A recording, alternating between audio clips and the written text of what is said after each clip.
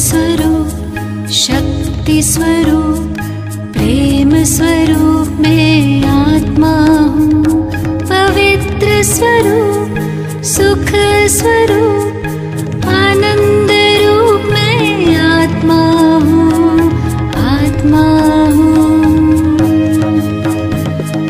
निराकार की मैं पहचान।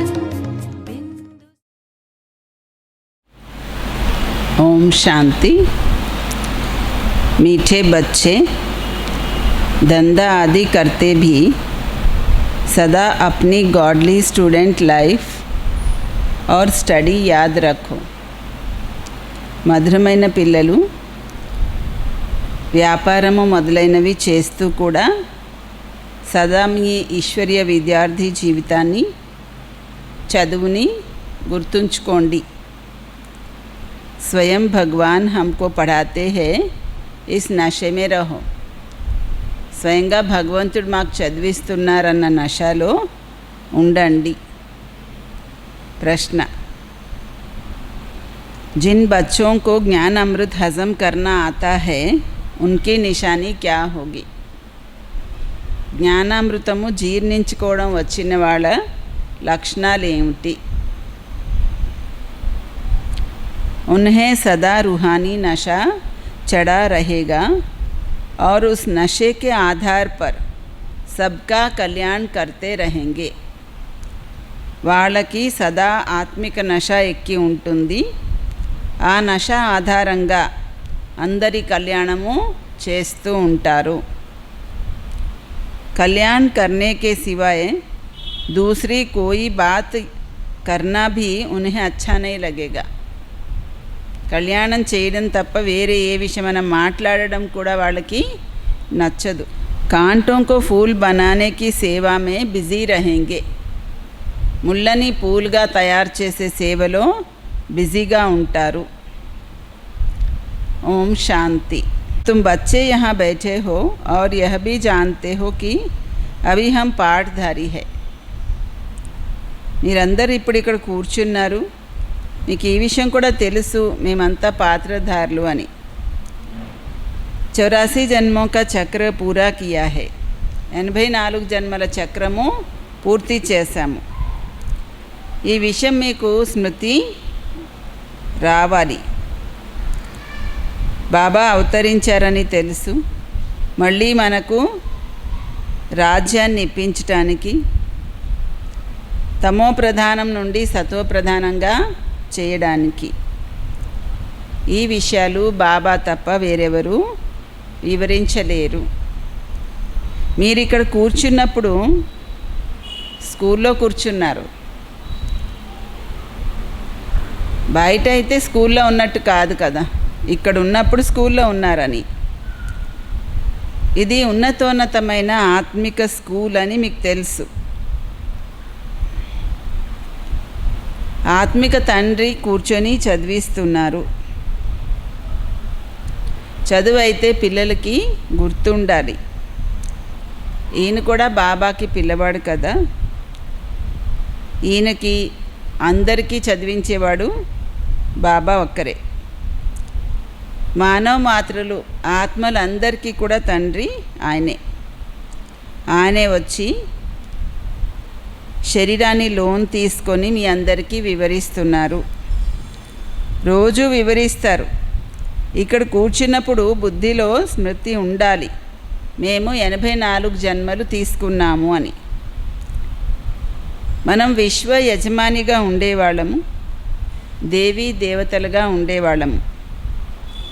మళ్ళీ పునర్జన్మలు తీసుకుంటూ వచ్చి నేల మీద పడిపోయాం। భారతదేశము ఎంత సంపన్నంగా ఉండేది, అన్ని విషయాలు మీకు స్మృతి వచ్చాయి.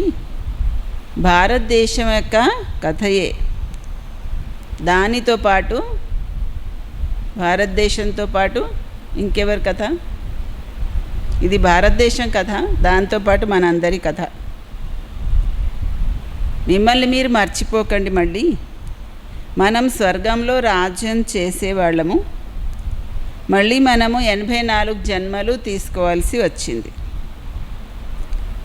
రోజంతా గుర్తు చేసుకోవాలి. వ్యాపారము మొదలైనవి చేస్తూ మన చదువు అయితే మనకి గుర్తు ఉండాలి కదా. ఎలా మనము విశ్వ యజమానిగా ఉండేవాళ్ళము, మళ్ళీ ఎలా కిందికి దిగుతూ వచ్చాము. చాలా సహజమైన విషయం. కానీ ఈ స్మృతి కూడా అందరికీ ఉండడం లేదు. ఆత్మ పవిత్రంగా లేని కారణంగా స్మృతి కూడా జారిపోతుంది. ఎందుకు స్మృతి ఉండట్లేదు? ఆత్మ పవిత్రంగా లేని కారణంగా స్మృతి కూడా జారిపోతుంది. మాకు భగవంతుడు చదివిస్తున్నారు అన్న స్మృతి కూడా జారిపోతుంది. మేము బాబాకి స్టూడెంట్స్, బాబా చెప్తున్నారు స్మృతి యాత్రలో ఉండండి అని. బాబా మనని చదివించి ఈ విధంగా తయారు చేస్తారు. రోజంతా ఈ స్మృతి వస్తూ ఉండాలి. బాబా కూడా స్మృతి ఇప్పిస్తారు. ఈ భారతదేశమే ఉండేది కదా, మనము దేవీ దేవతలుగా ఉండేవాళ్ళము. అలాంటి వాళ్ళే ఇప్పుడు అసురులు అయిపోయాం. మొదట అంటే ఇంత క్రితం మీ బుద్ధి కూడా అసురిగా ఉండేది. ఇప్పుడు బాబా ఈశ్వరీయ బుద్ధి ఇచ్చారు. అయినా కూడా కొందరు బుద్ధిలో జ్ఞానము నిలవడం లేదు, మర్చిపోతున్నారు. బాబా ఎంత నశ ఎక్కిస్తారు. మీరు మళ్ళీ దేవతలుగా అవుతున్నారు, మరి అలాంటప్పుడు అంత నశ ఉండాలి కదా. మనం మన రాజ్యాన్ని తీసుకుంటున్నాము, మనము మన రాజ్యం చేస్తాము. కొందరికైతే అస్సలు ఏం నశ ఎక్కడం లేదు. మన రాజ్యం తీసుకుంటున్నాం, మన రాజ్యం చేస్తామని అంత చెప్తున్నా కూడా కొందరికి ఏం నశ ఎక్కట్లేదు. అది ఎవరో తీసుకుంటారు, నేను కాదు అన్నట్టు చూస్తున్నారు. రాజ్యం ఎవరికి ఇస్తారు బాబా? మనకేనా? మన రాజ్యం మనం తీసుకుంటున్నాం, రాజ్యం చేస్తామని చెప్పినా కూడా నశ ఎక్కట్లేదు అంటున్నారు బాబా.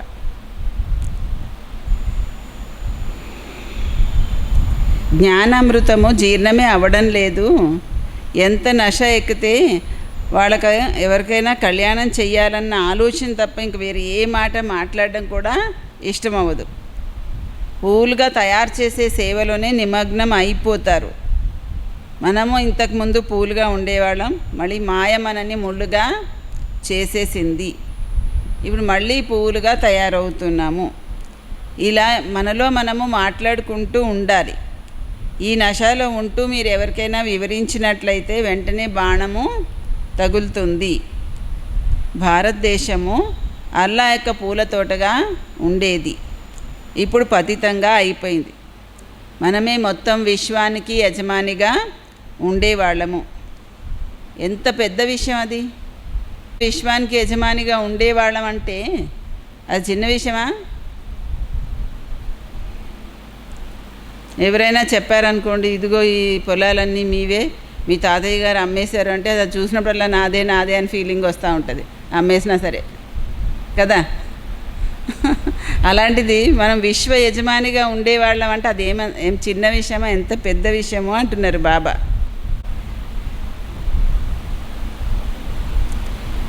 ఇప్పుడు మళ్ళీ మనము ఏ విధంగా తయారైపోయాము, ఎంతగా పతనం అయిపోయాము.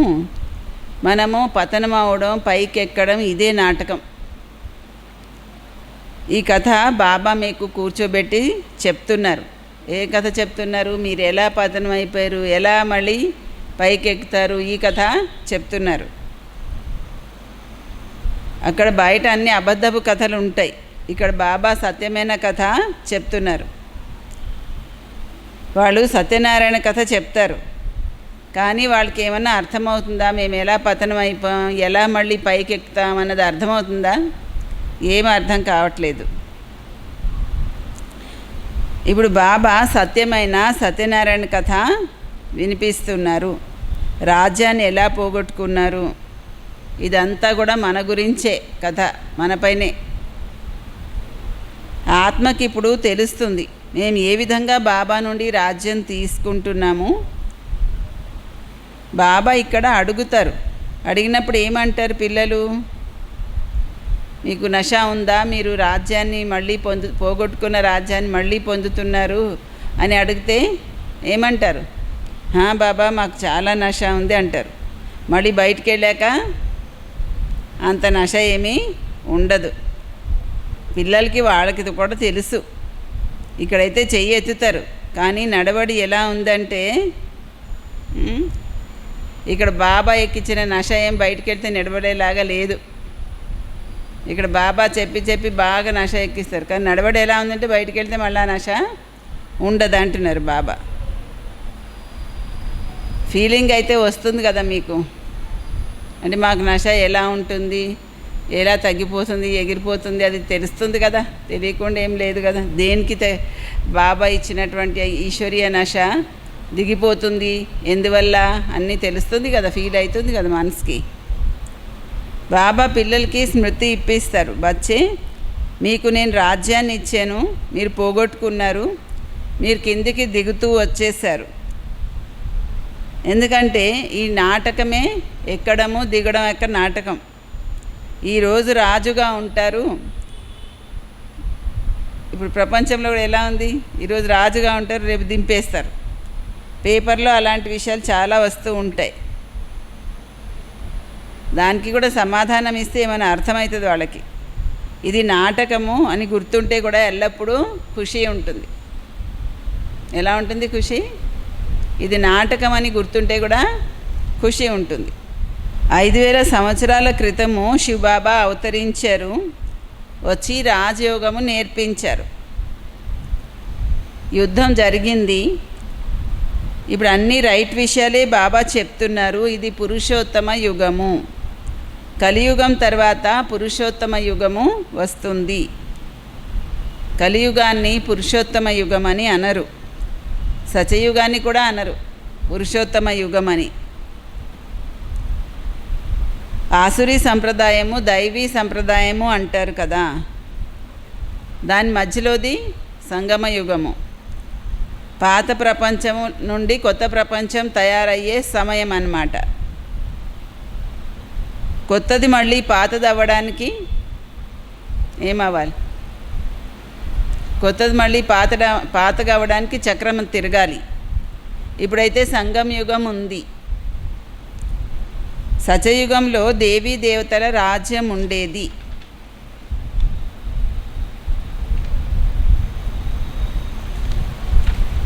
ఇప్పుడు అది లేదు.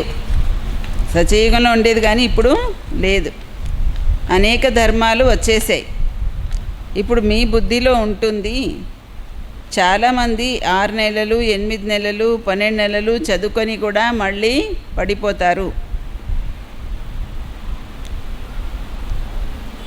ఫెయిల్ అయిపోతారు. పవిత్రులుగా కూడా అవుతారు, కానీ అంతగా చదువుకోకపోతే మళ్ళీ చిక్కుకుపోతారు. 6 నెలలు 10 నెలలు చదువుకొని కూడా పవిత్రులు అయ్యి కూడా చదువుకోకపోతే ఏమవుద్ది? మళ్ళీ మాయలో చిక్కుకుంటారు. ఉత్తగా పవిత్రత ఒక్కటే కూడా పని చేయదు. ఏం కావాలి? దాంతోపాటు జ్ఞానం కావాలి, చదువు కావాలి. అలా అయితే చాలామంది సన్యాసులు పవిత్రులుగా ఉన్నారు. వాళ్ళు కూడా ఆ సన్యాస ధర్మాన్ని వదిలిపెట్టేసి వెళ్ళి మళ్ళీ గృహస్థి అయిపోయిన వాళ్ళు ఉన్నారు. అలాగే మన వాళ్ళు కూడా ఉంటారు. పవిత్రులు అయ్యి కూడా జ్ఞానం బుర్రకెక్కకపోతే ఏం చేస్తారు? మళ్ళీ పోయి వికారాల్లో పడిపోతారు. అక్కడ సన్యాసులు కూడా అంతే. చానాళ్ళు సన్యాసం చేసి మళ్ళీ సన్యాస ధర్మాన్ని వదిలిపెట్టేసి వెళ్ళి గృహస్థి అయిపోతారు, పెళ్ళి కూడా చేసేసుకుంటారు. ఇప్పుడు బాబా పిల్లలకి వివరిస్తున్నారు. మీరు స్కూల్లో కూర్చున్నారు, మీకు ఈ పాయింట్ అర్థమైందా? బాబా ఏం చెప్పారు? ఉత్తగా బాబాని తెలుసుకున్నాం, పవిత్రత ధారణ చేస్తున్నాం అంటే కుదరదు, జ్ఞానం కూడా కావాలంటున్నారు బాబా. చదువుకోవాలి కూడా రోజని. మీరు ఇప్పుడు స్కూల్లో ఉన్నారు.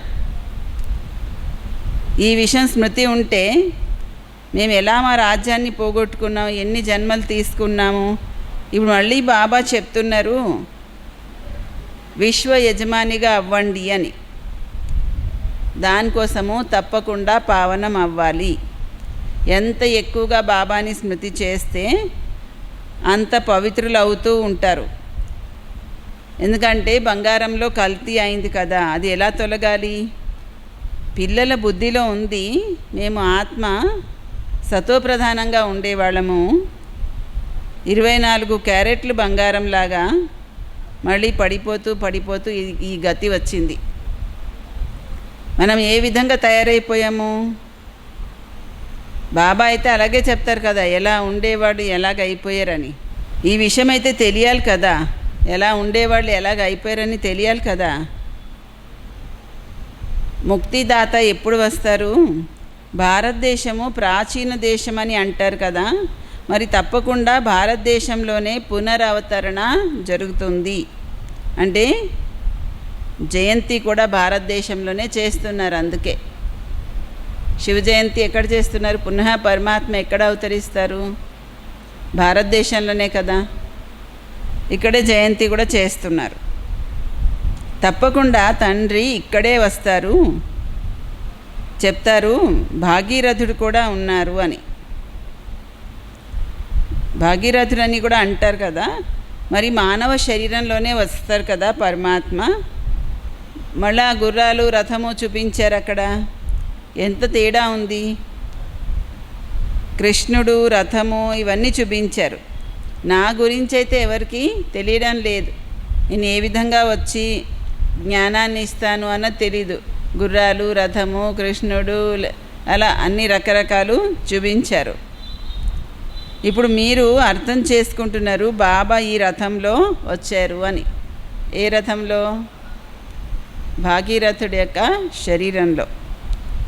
ఈయన్నే భాగ్యశాలి రథం అని అంటారు. బ్రహ్మయే విష్ణు అవుతారు. చిత్రాలలో ప్రతి విషయము క్లియర్గా ఉంది కదా. త్రిమూర్తి పైన శివ్ బాబా. కానీ శివ్ బాబా యొక్క పరిచయము ఎవరిచ్చారు? ఈ చిత్రం అయితే బాబాయే తయారు చేయించారు కదా. ఇప్పుడు మీరు అర్థం చేసుకుంటారు బాబా ఈ బ్రహ్మరథంలో వచ్చారు అని.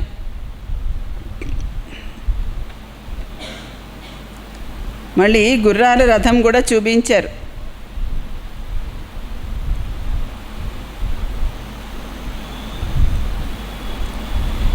బ్రహ్మయే విష్ణు, విష్ణుయే బ్రహ్మ. ఇది కూడా పిల్లలకి బాబా వివరిస్తున్నారు. ఎక్కడ 84 జన్మల తర్వాత విష్ణు బ్రహ్మ అవుతారు, ఎక్కడ బ్రహ్మ విష్ణు అవుతారు ఒక్క క్షణంలో. ఆయనేమో 84 జన్మల తర్వాత విష్ణు వచ్చి బ్రహ్మ అవుతారు. బ్రహ్మ విష్ణువుగా ఒక క్షణంలో అయిపోతారు. వండర్ఫుల్ విషయాలు కదా బుద్ధిలో ధారణ చేయవలసింది. ఈ విషయం వండర్ఫుల్ అనిపిస్తుందా? బ్రహ్మయే విష్ణు, విష్ణువే బ్రహ్మ ఎలా అవుతారన్నది. విష్ణు బ్రహ్మ అవడానికి 84 జన్మలు, బ్రహ్మ విష్ణు అవడానికి ఒక జన్మ కదా. మరి చాలా తక్కువ సమయం కదా. మొట్టమొదట వివరించాలి పరమాత్మ తండ్రి పరిచయాన్ని. భారతదేశము తప్పకుండా స్వర్గంగా ఉండేది. హెవెన్లీ గాడ్ ఫాదర్ వచ్చి స్వర్గాన్ని తయారు చేశారు. ఈ చిత్రం అయితే ఫస్ట్ క్లాస్గా ఉంది. వివరించాలనే అభిరుచి కూడా ఉండాలి. బాబాకి కూడా చాలా అభిరుచి ఉంది. మీరు సెంటర్స్లలో కూడా ఆ విధంగా వివరిస్తూ ఉంటారు. ఇక్కడైతే డైరెక్ట్ బాబా ఉన్నారు కదా, తండ్రి ఆత్మలకి కూర్చొని వివరిస్తారు. ఆత్మలు వివరించేదానికి తండ్రి వివరించేదానికి తేడా అయితే తప్పకుండా ఉంటుంది. అందుకే ఇక్కడ సన్ముఖంగా వస్తారు వినడం కోసము. బాబా మాటి మాటికి బచ్చే బచ్చే అని అంటారు. సోదరులకి అంత ప్రభావము ఉండదు. బాబా చెప్తే ఆత్మలపైన ఉన్నంత ప్రభావము సోదరుడు చెప్తే సోదరులపైన అంత ఉండదు. ఇక్కడ మీరు బాబా సన్ముఖంగా వచ్చి కూర్చున్నారు. ఆత్మ పరమాత్మ కలుసుకుంటారు, దీన్ని మేళా అంటారు. బాబా సన్ముఖంగా కూర్చొని వివరించినప్పుడు చాలా నష వస్తుంది. బేహద్ తండ్రి చెప్తున్నారు, మనం ఆయన చెప్పింది వినాలి అని అనిపిస్తుంది. బాబా అంటారు, నేను మిమ్మల్ని స్వర్గానికి పంపించాను, మళ్ళీ మీరు 84 జన్మలు తీసుకుంటూ పతితులుగా అయిపోయారు, మళ్ళీ మీరు పావనంగా అవ్వరా అని ఆత్మలకే చెప్తున్నారు. కొందరు అనుకుంటారు బాబా నిజమే చెప్తున్నారు అని. కొందరు వెంటనే చెప్తారు, బాబా మేము తప్పకుండా పవిత్రులు అవుతాం, ఎందుకు అవ్వము అని. బాబా అంటారు, నన్ను స్మృతి చేస్తే మీ పాపాలు తొలగిపోతాయి, మీరు సత్యమైన బంగారంగా అవుతారు. నేను అందరికీ పతిత పావనుడైన తండ్రిని. మరి తండ్రి వివరించేదానికి మరి ఆత్మలు పిల్లలు వివరించేదానికి ఎంత తేడా ఉంటుంది? ఎవరైనా కొత్త వాళ్ళు వస్తారనుకోండి, వాళ్ళలో కూడా ఎవరైనా ఇక్కడ తోటలో పువ్వులైతే వాళ్ళకి జ్ఞానం టచ్ అవుతుంది, వీళ్ళు చెప్పేది రైట్ అని అంటారు. ఇక్కడ ఈ తోటలో పువ్వులు కాకపోతే అర్థం చేసుకోరు కూడాను. అందుకే మీరు కూడా వివరించండి, మాకు పరమాత్మ తండ్రి చెప్తున్నారు మీరు పావనం అవ్వండి అని. మనుషులు పావనం అవ్వడం కోసమే కదా గంగా స్నానాలన్నీ చేస్తారు, గురువుల దగ్గరికి వెళ్తారు.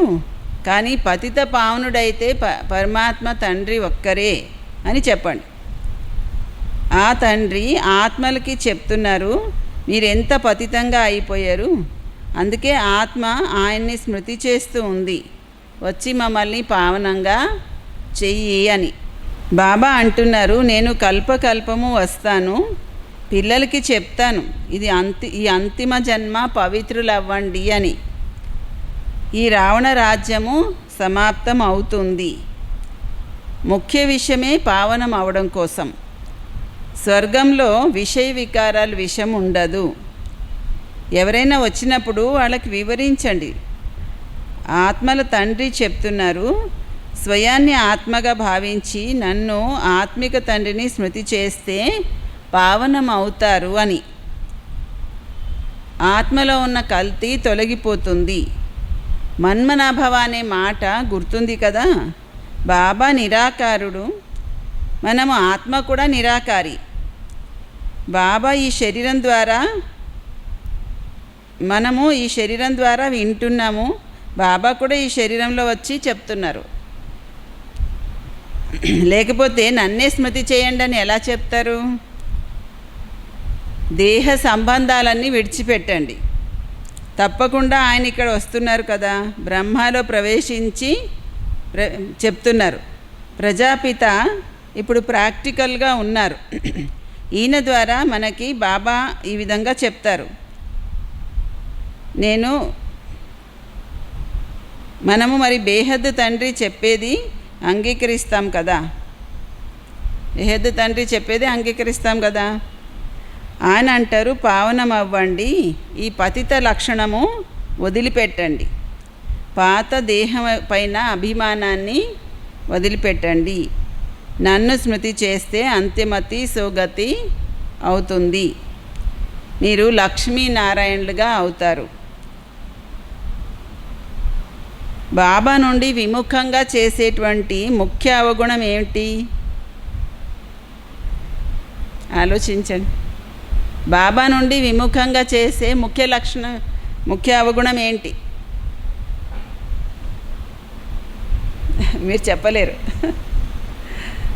బాబా నుండి విముఖంగా చేసే ముఖ్య అవగుణం ఏంటి అంటే ఒకరు మరొకరి పరచింతన చేయడం. ముఖ్య అవగుణం బాబా నుండి దూరం చేసేది. ఈవిల్ విషయాలు వినడం, వినిపించడం. బాబా డైరెక్షన్ ఏమిటంటే మీరు ఈవిల్ విషయాలు వినకూడదు, వినిపించకూడదు. వీళ్ళ విషయాలు వాళ్ళకి, వాళ్ళ విషయాలు వీళ్ళకి చెప్పడము, ఇదేంటి? దూత లక్షణం. ఇక్కడ విషయాలు అక్కడ, అక్కడ విషయాలు ఇక్కడ చెప్పడం దూతీపన అంటారు బాబా. అది పిల్లల్లో ఉండకూడదు. ఈ సమయంలో ప్రపంచంలో అందరూ విపరీత బుద్ధిగా ఉన్నారు కదా, అసలైతే రాముడి గురించి తప్ప వేరే ఏ విషయాలు వినిపించడము ఇదంతా దూతీపన, దూత లక్షణం, అంటే మందర బుద్ధి అన్నమాట. రాముడి గురించి తప్ప ఇంకే విషయాలన్నా వినిపించరు అంటే దాన్ని ఏమంటారు బాబా? దూతీపన. ఇప్పుడు బాబా అంటున్నారు ఈ దూత లక్షణాలు వదిలిపెట్టండి, మీరు ఆత్మలందరికీ చెప్పండి, ఓ సీతలు మీరు ఒక్క రాముడితోనే యోగం జోడించండి, మీరు మెసెంజర్ కదా, మెసేజ్ అందరికీ ఇవ్వండి. పరమాత్మ తండ్రి చెప్తున్నారు నన్ను ఒక్కడనే స్మృతి చేయండి, బస్ అంతే, ఇంకేం లేదు. నన్ను ఒక్కడనే స్మృతి చేయండి, ఇంకేం లేదు వేరే. ఈ విషయం తప్ప ఇంకే విషయాలన్నా మాట్లాడితే దూతీపన. అంటే ఇక్కడ విషయాలు అక్కడ, వీళ్ళ విషయాలు వాళ్ళకి, వాళ్ళ విషయాలు వీళ్ళకి, ఇవన్నీ చెప్పడం దూతీపన అన్నారు బాబా. మళ్ళీ అంటున్నారు పరమాత్మ తండ్రి చెప్తున్నారు నన్ను ఒక్కడనే స్మృతి చేయండి అని. ఈ ఒక్క మాటే మీరు చెప్పండి, ఎవరికి చెప్పినా విన్నా అదే వినండి, అది తప్ప ఇంకేదైనా మాట్లాడితే ఏంటది? దూత లక్షణం. బాబా పిల్లలందరికీ చెప్తారు ఈ దూత లక్షణం వదిలిపెట్టేయండి, సీతలందరికీ ఒకే ఒక రాముడు, ఆయనతో యోగం జోడించండి, మీ వ్యాపారమే ఇది, ఇదే సందేశం అందరికీ ఇస్తూ ఉండండి చాలు. బాబా వచ్చారు, మీరు గోల్డెన్ ఏజ్లోకి వెళ్ళాలని చెప్తున్నారు. ఇప్పుడు ఈ ఐరన్ ఏజ్ని వదిలిపెట్టాలి. మీరు ఇన్నాళ్ళు వనవాసంలో ఉన్నారు, అడవిలో కూర్చొని ఉన్నారు. అక్కడైతే అడవినే వనమని అంటారు కదా. కన్యకి వివాహం అయినంత వరకు వనవాసంలో ఉంటుంది, తర్వాత మహల్స్లోకి వెళ్తుంది. మీరు కూడా ఇప్పుడు అడవిలో ఉన్నారు, ఇప్పుడు అత్తవారింటికి వెళ్ళాలి. ఈ పాత శరీరాన్ని విడిచిపెట్టాలి, ఒక బాబానే స్మృతి చెయ్యండి. వినాశకాలే ప్రీతి బుద్ధి ఉన్నవాళ్ళు మహల్స్లోకి వెళ్తారు, మిగతా విపరీత బుద్ధి వాళ్ళందరూ అడవిలోకి పోతారు, అంటే వనవాసంలోకి పోతారని. అరణ్యవాసం అవుతుంది అంటున్నారు బాబా. విపరీత బుద్ధి వాళ్ళందరికీ ఏమవుతుంది? అరణ్యవాసం. బాబా పిల్లలకి భిన్న రీతిలో వివరిస్తూ ఉంటారు. ఏ తండ్రి నుంచి ఇంత బేహద్దు రాజ్యాన్ని తీసుకున్నారు, ఆయన్నే మర్చిపోతే ఏమవుతుంది అరణ్యవాసం కాకపోతే అంటున్నారు. ఎవరి నుంచి ఇంత బేహద్దు రాజ్యం తీసుకున్నారు, ఆయన్నే మర్చిపోతే అరణ్యవాసమే, వనవాసానికే పోతారు. వనవాసము గార్డెన్ వాసం అంట, తెలుస్తుందా? బాబా అట చెప్తున్నారు. గార్డెన్లోకి ఎవరు వెళ్తారు? ప్రీతి బుద్ధి వాళ్ళు గార్డెన్లోకి వెళ్తారు, విపరీత బుద్ధి వాళ్ళు అరణ్యవాసానికి పోతారు. మరి బాబాని తోటమాలి అంటారు కదా, కానీ ఎవరికైనా బుద్ధికి అర్థం కావాలి కదా. భారతదేశంలో మన రాజ్యం ఉండేది, ఇప్పుడు లేదు, ఇప్పుడైతే వనవాసము. మళ్ళీ మనం పూల తోటలోకి వెళ్తాము. మీరు ఇక్కడ కూర్చున్నారు, అయినా కూడా మీ బుద్ధిలో ఉంది మేము బేహద్దు తండ్రి నుంచి మా రాజ్యాన్ని తీసుకుంటాము అని. బాబా అంటారు నాతో ప్రీతి జోడించండి, అయినా సరే మర్చిపోతున్నారు. నాతోనే ప్రీతి జోడించండి అని చెప్తున్నా సరే మళ్ళీ మర్చిపోతున్నారు. బాబా ఏం చేస్తున్నారు? కంప్లైంట్ ఇస్తున్నారు అన్నమాట, మన మీద ఫిర్యాదు చేస్తున్నారు. మీరు నన్ను ఎంతకని మర్చిపోతూ ఉంటారు, ఇంకా గోల్డెన్ ఏజ్లోకి ఎలా వెళ్తారు అసలు? మిమ్మల్ని మీరు ప్రశ్నించుకోండి, నేను ఎంత సమయం బాబాని స్మృతి చేస్తున్నాను అని. ఏం ప్రశ్నించుకోవాలి? నేను ఎంత సమయం బాబాని స్మృతి చేస్తూ ఉన్నాను అని. మనము ఒక విధంగా బాబా స్మృతి యొక్క అగ్నిలో రగులుతూ ఉండాలి. ఒక బాబాతోనే ప్రీతి బుద్ధి ఉండాలి. అందరికంటే ఫస్ట్ క్లాస్ ప్రియుడు ఆయన, మిమ్మల్ని కూడా ఫస్ట్ క్లాస్గా తయారు చేస్తారు.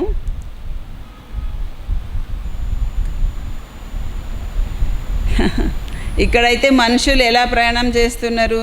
థర్డ్ క్లాస్లో మేకల్లాగా ప్రయాణం చేస్తున్నారంట. సత్యయుగంలోనైతే ఎలా ఉంటుంది? ఎయిర్ కండిషన్ ఉంటుందట. మరి ఇక్కడికి అక్కడికి చాలా తేడా ఉంది కదా. ఇవన్నీ మీరు విచారసాగర మథనం చేస్తే మీకు చాలా మజా వస్తుంది. సత్యయుగంలో మీరు ఎలా ఉంటారు, ఇక్కడ ఎలా ఉన్నారు, బాబా ఎలాంటి వాళ్ళని ఎలా తయారు చేస్తున్నారు, ఇదంతా విచారసాగర మథనం చేయండి, చాలా మజా వస్తుంది. బాబా కూడా చెప్తారు.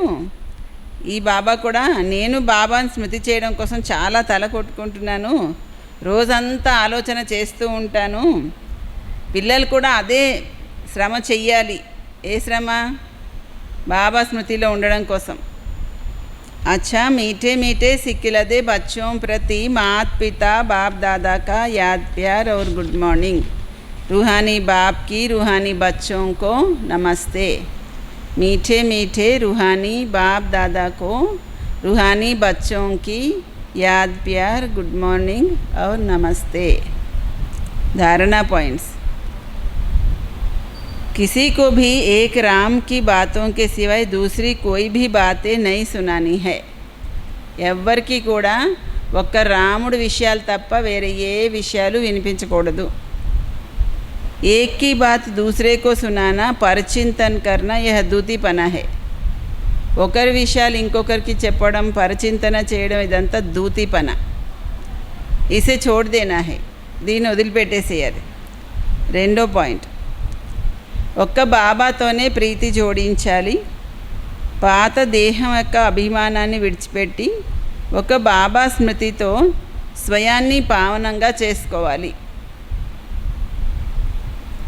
వరదానం. అలౌకిక నశ యొక్క అనుభూతి ద్వారా నిశ్చయం యొక్క రుజువు చూపించేటువంటి సదా విజయి అవ్వండి.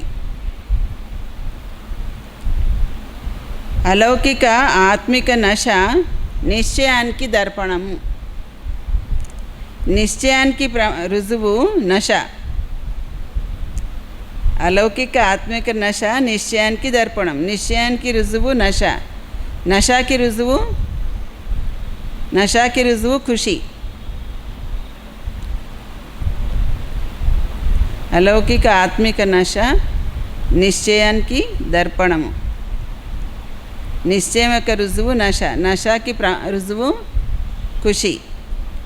సదా ఖుషిగా నశగా ఉండేవాళ్ళ ముందు మా యొక్క ఎత్తుగడలేమీ నడవవు. సదా ఖుషి నశలో ఉండేవాళ్ళ ముందు మా యొక్క జిత్తులు మారి నడకలేమీ నడవవు. నిశ్చింత చక్రవర్తిగా నిశ్చింత చక్రవర్తిత్వం రాజ్యంలో ఉండేవాళ్ళ ముందు బేఫికర్ బాద్షాహీకి అందర్. నిశ్చింత చక్రవర్తిగా ఉండేవాళ్ళ రాజ్యం లోపలికి మాయ రాదు. అలౌకిక నశ సహజంగానే పాత సంస్కారాలు, పాత ప్రపంచాన్ని మరిపిస్తుంది. అందుకే సదా ఆత్మిక స్వరూపం యొక్క నశలో, అలౌకిక జీవితం యొక్క నశలో, ఫరిష్తా స్థితి యొక్క నశలో లేదా భవిష్యత్తు యొక్క నశలో ఉంటే విజయిగా అవుతారు. ఏ నశలో ఉండాలి? సదా ఆత్మిక స్వరూపం యొక్క నశ, అలౌకిక జీవితం యొక్క నశ, ఫరిష్తా స్థితి యొక్క నశలో, భవిష్యత్తు యొక్క నశలో ఉంటే విజయిగా అవుతారు. స్లోగన్. మధురత గుణమే బ్రాహ్మణ జీవితం యొక్క మహానత. అందుకే మధురంగా అవ్వండి, మధురంగా తయారు చేయండి. మనం అనుకున్నాం కదా, ఇప్పుడు ఏ గుణాన్ని ధారణ చేయాలని లక్ష్యం పెట్టుకున్నాం. మొన్న అవ్యక్తవాణి విన్న తర్వాత మధురతా గుణం కదా. అందుకని బాబా కూడా ఏం చెప్తున్నారు? మధురతా గుణమే బ్రాహ్మణ జీవితం యొక్క మహానత అని. అందుకే మధురంగా అవ్వండి, మధురంగా తయారు చెయ్యండి అంటున్నారు. ఓం శాంతి.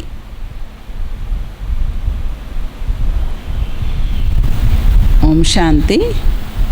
ఈ లాక్డౌన్ కారణంగా ఎవరైనా బాబా పిల్లలకి ఏం ఆదాయం లేక చాలా కష్టంగా ఉంది, గడవడం కూడా అన్నలాగా పరిస్థితి ఉంటే బాబా ఇంట్లో చెప్పండి, దయచేసి ఏమైనా అవసరమైతే సహాయము చేస్తాము. బాబా పిల్లలు అలాగా ఇబ్బంది పడవలసిన అవసరం ఏమీ లేదు. ఇది ఈశ్వరీయ పరివారము కాబట్టి బాబా పిల్లలు ఎవరికన్నా సరే గడవడం కష్టంగా ఉంది లాక్డౌన్ కారణంగా, ఇబ్బందుల కారణంగా అంటే తప్పనిసరిగా ఫోన్ చేసి చెప్పండి. మీరు మీ సెంటర్లో అక్కయ్యకి చెప్పండి, వాళ్ళు నాకు చెప్తారు. చేయగలిగిన సహాయం చేస్తాం. పరివారంలో ఒకరికొకరు సహాయము చేయొచ్చు, చేయాలి కూడా. ఓం శాంతి.